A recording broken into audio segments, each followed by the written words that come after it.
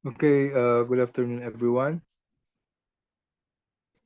Today's topic is about isomers.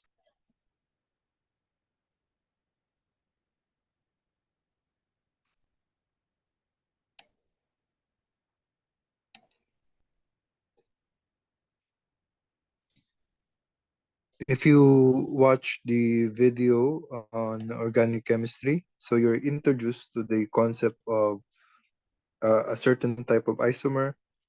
So this is the structural or the constitutional type of isomer. So in that type of isomer, you have the same molecular formula, the same number of atoms of each element, but you have different connectivity. So let's take a look at an example here.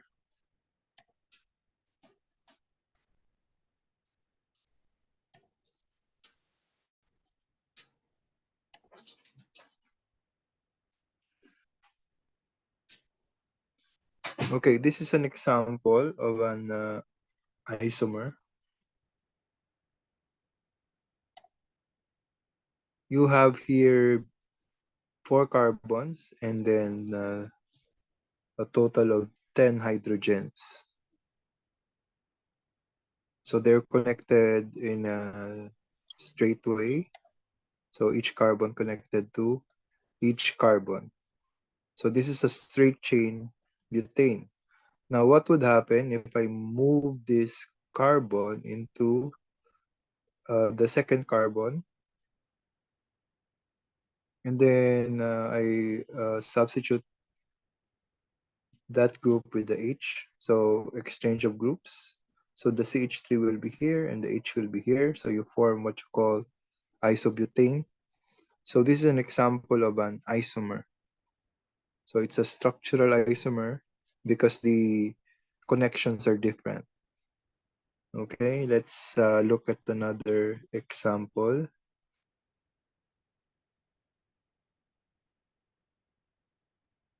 I'll try to look for another example.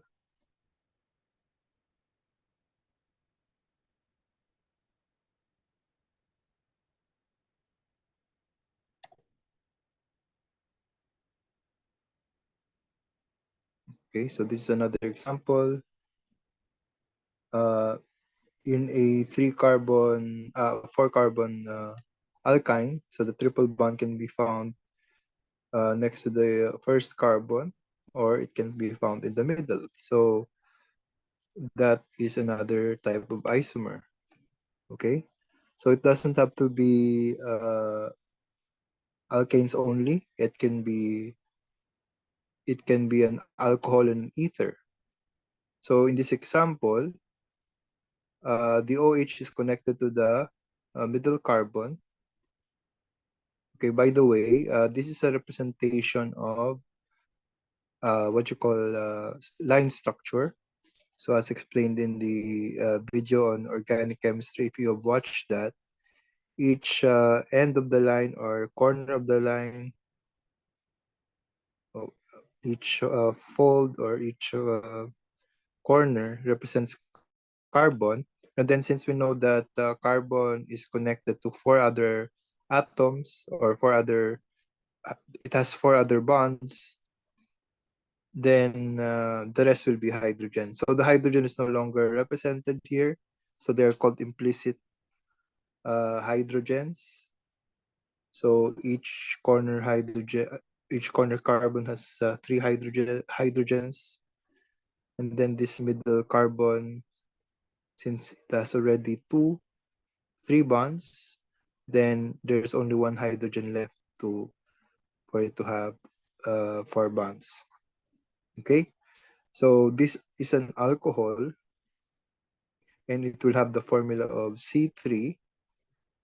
And then since you have 3 carbons each here, 6 plus 1, 7, and then another one, 8. So H8, and then oxygen. So it's C3H8O. So that's an alcohol because you have an OH group, hydroxyl group. And in this next example, you have an oxygen in between two carbons. So this is a carbon that has three hydrogens connected to oxygen, connected to carbon, connected to carbon. So the carbons at the edges will have three hydrogens since it has a single bond. So three remaining bonds with hydrogen. This carbon has two hydrogens, so a total of 8 hydrogens. So C3H8O. So they have the same molecular formula, but they have different connections altogether. So that's called a constitutional or structural isomer. Okay, I hope that is clear. There's another type of isomer where the connections are the same to the atoms, but they are different in the way they are arranged. So the 3D structure of these molecules, the positions of the groups are different. Okay, so let's start with this conformational isomers. In conformational isomers, okay, let me look at an example here.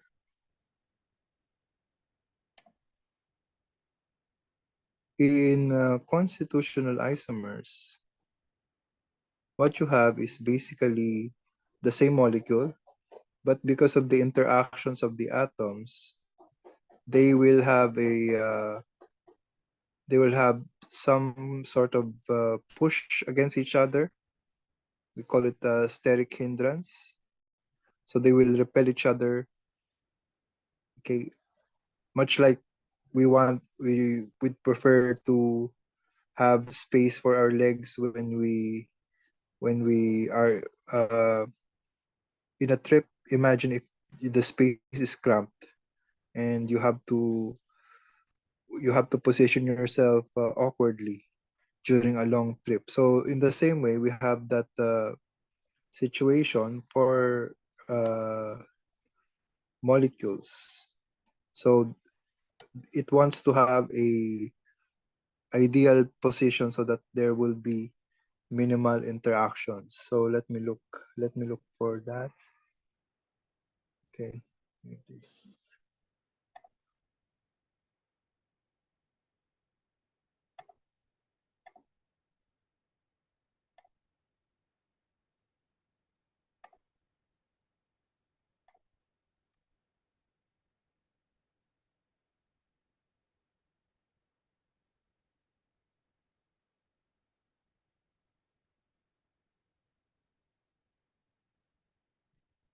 So this is an ethane molecule. So C2H6. So if you look at the molecule,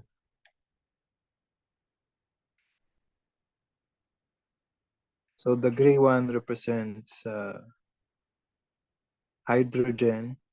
The rest, uh, no matter what the color is, the gray one represents carbon, sorry, and the rest will represent hydrogen. Okay, so these atoms will repel each other. They will try to push against each other.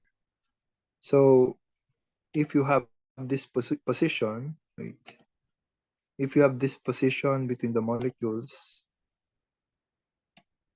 so take note they are very close to each other. So it's the steric hindrance is very high. So the molecule does not like this position. So it would prefer a position like this one.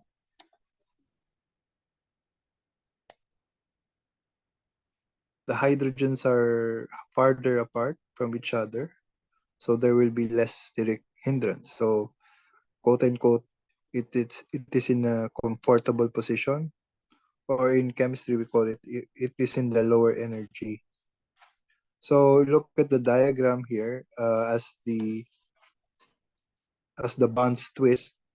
So they will change conformation up and down. So the lowest energy is the one that you have a eclipse form. Okay, so that's the lowest energy. And as it goes around,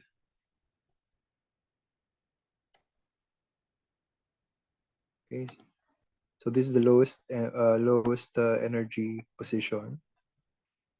Uh, what we liken to a comfortable position.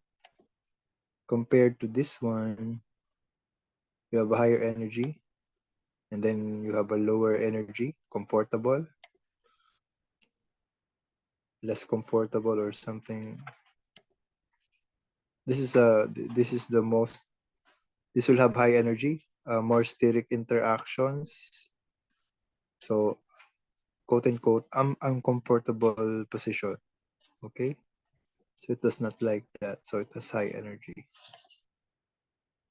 Okay, this will be lower energy, so it would prefer this compared to this. Sorry, not that one. This will have the lowest energy because they are farther apart compared to this one. Okay, so in conformational isomers, we are talking about the twisting of the bonds so that the molecule itself will have different forms, and it would prefer the least energy positions. So it would prefer one where all the atoms have space to for less steric hindrance. So this is a ideal position uh, for the ethane molecule. Okay, so going back, so it's like this diagram. So this diagram, the wedge represents bonds that are going towards us, and then the dashed line means it's going towards going away from us. So there's a 3D structure that you can see here. So as they twist around, you have different conformations. So that's what is meant by conformational isomers. Now the next one is configurational. So we're talking about the different molecules. So they're not the same molecules. So you can have a position where groups are double bonded. If there's a double bond, okay, I'll look for example here.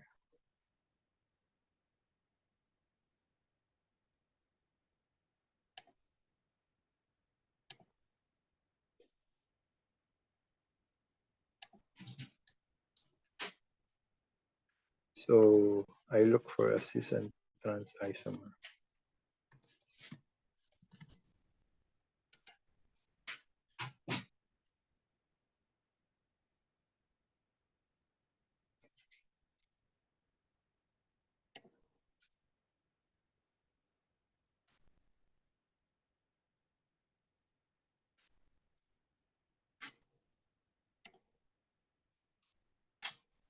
So I will show this.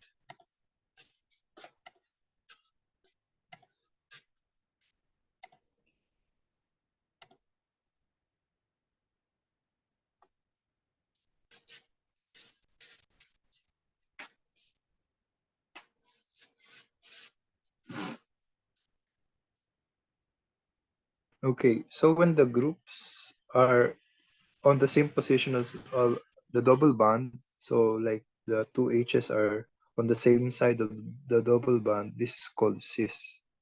And then use your Cl, they're on the same side of the double bond, it's cis. So this is a cis configuration.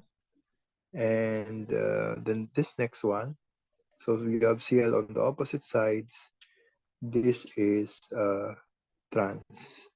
So that's the difference between trans and cis. Okay.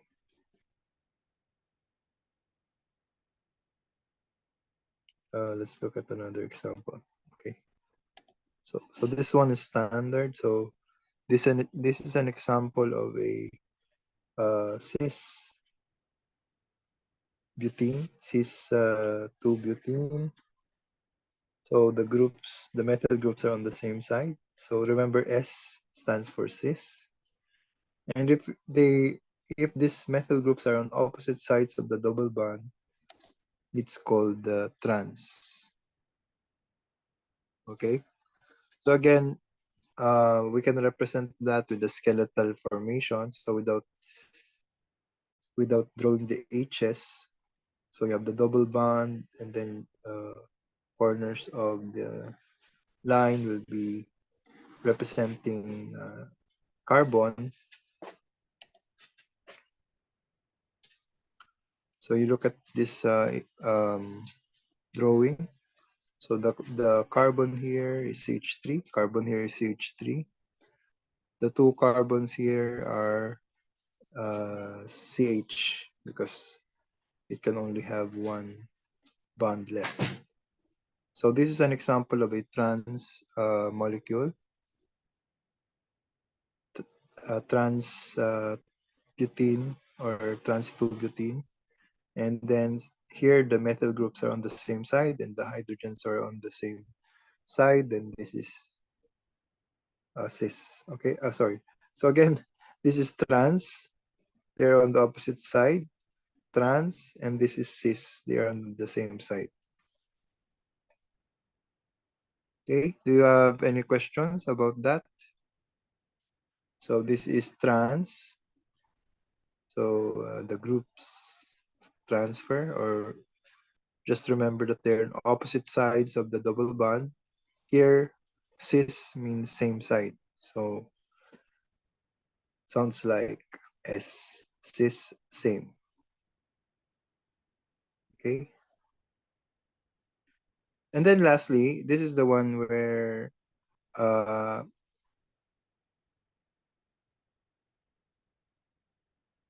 where we have what you call optical isomer. So this is where biochemically this one is important. There's an important distinction in the type of optical isomer because although they may contain the same atoms connected to each other, if they have a different arrangement in space, then biochemically they may not function. Okay, so if you have a carbon with 4 different groups attached to it, and then you reflect it on a mirror, these two molecules will not be the same because like your left hand and your right hand will be reflections of each other, they cannot be superimposed. Okay? So that's what enantiomers are. They are stereoisomers that are mirror images of each other that are not superimposable. And then you have diastereomers. So in this case, you have more than one carbon that is the center where different groups are connected to it. So you have an isomer, a stereoisomer that uh, that are not mirror images of each other, but are considered uh, stereoisomers. So look at these two; they're not reflections of each other, but since you have the same groups connected to each carbon, so it's still a stereoisomer, although they are not mirror images of each other. So those are diastereomers. Okay, so that basically is the importance of stereochemistry. It is the three-dimensional arrangement of atoms or groups of atoms in space. So example here, they might have the same connectivity, but they have different arrangement of atoms in space. So like I mentioned a while ago, the methyl groups can be on the same side of the double bond. So this is a cis isomer. They can be on the opposite side. So this is the trans isomer. So this is an example of a geometric isomer.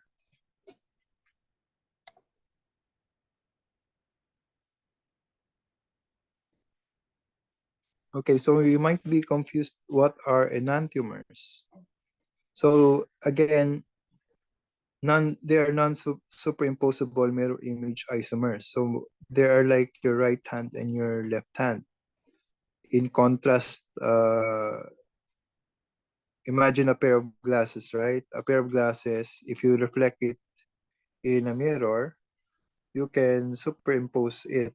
I mean, you have a pair of glasses, you wear one, you wear the other, you put it on top of the glass you are wearing, so they are superimposable because they have a symmetry. So the left side of that eyeglass is the same as the right side of the eyeglass. Same as your face. You have a symmetric face. Your left side of your face will reflect the right side of your face. So if you put a mirror in the middle, it will look like you will have the reflection will be the other half of your face. But if you try to do it with your hand, put a mirror in the middle of your hand, then it will reflect the thumb and not the little finger. Okay, so there's no symmetry in your hand. And if you do a complete reflection of your hand, they will not you cannot superimpose them. So the reflection is not superimposable. So no matter how you twist around the hand, the positioning of the thumb is different. Same with your little finger, it will not be the same. So these molecules, they have identical physical properties. They even taste the same, like the sweetness, they are the same, the melting point, boiling point, etc. Okay, they are almost the same except that they have different arrangements of the molecules uh, itself. Okay, so the word chirality comes from the Greek word hand, and enantiomers are said to be chiral.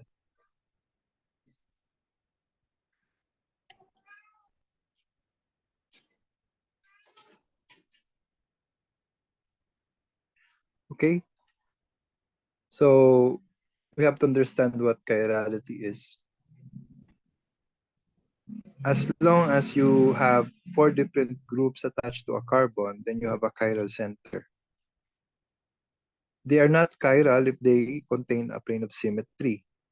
So this is a plane that cuts a molecule in half. So if you reflect the other half, if you reflect one half, it will reflect the other half. So those molecules that possess a plane of symmetry are superimposable on their mirror image. So they're a chiral.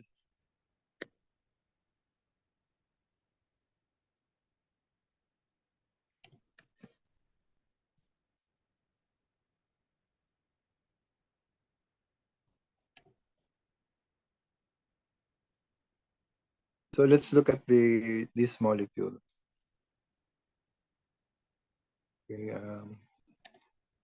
we'll make it larger.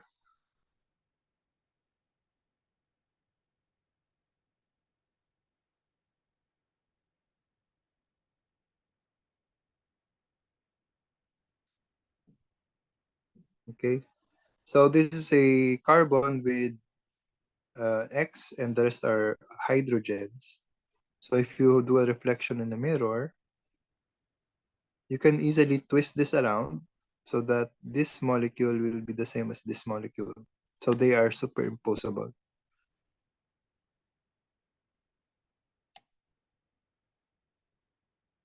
Let's try to do this with the molecule that has two or three different groups attached. So you have an X and Y and then the same H.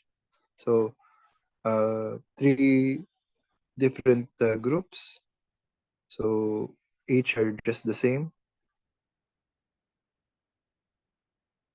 So if you put a mirror in the middle of this X and Y plane, so remember the wedge is going towards us, the H is going to the plane of the paper. So this is the representation of that. So this is a 3D molecule. The green ones going towards us, the blue-green going away from us. So imagine this as the corners of a pyramid or tetrahedron.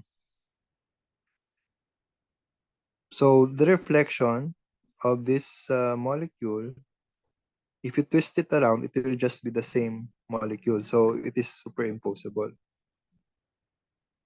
So the same way you put a mirror in the middle of the X and Y plane, the other half will reflect the H, the other half will reflect the H. So there's symmetry. Let's try to do this with four different groups attached to it. What will happen if you have four groups attached to it? So you have X, Z, Y, and H. So take note of the reflection of this molecule. If you twist it around, using the red as your pivot point, so you twist it around. So the positions of the green and the yellow balls will not be the same, right? So there is a mismatch. So that means this molecule is different from this molecule, and that will make it an enantiomer. So they are mirror images, but are not superimposable. So a molecule that contains a carbon with four different groups result in a chiral molecule, and the carbon is referred to as a chiral or asymmetric or stereogenic center.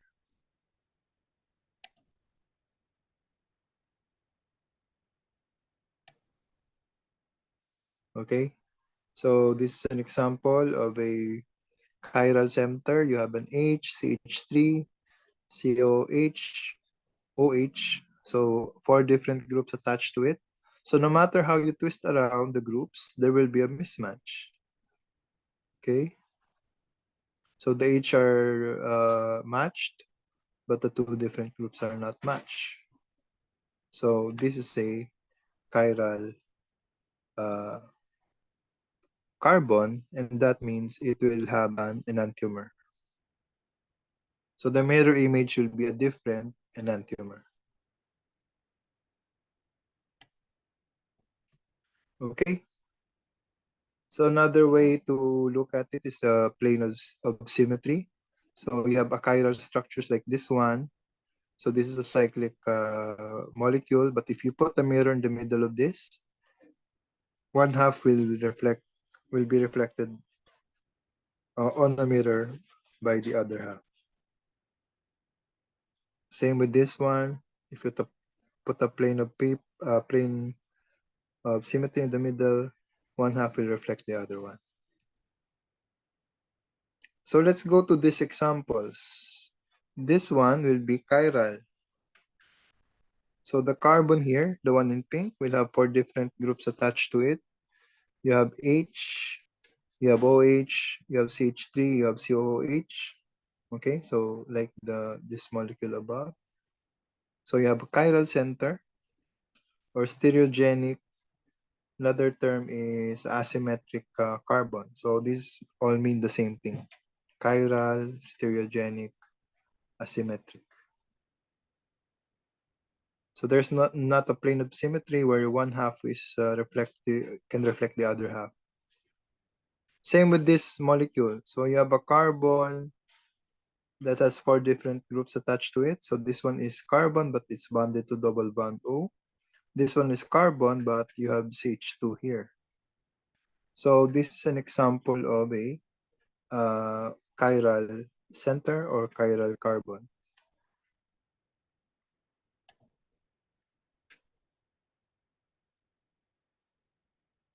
Okay, so what is the consequence? What are the differences between these two enantiomers? So they are relatively the same in chemical properties, except for optical activity. This is one of the ways in which you can distinguish the two enantiomers.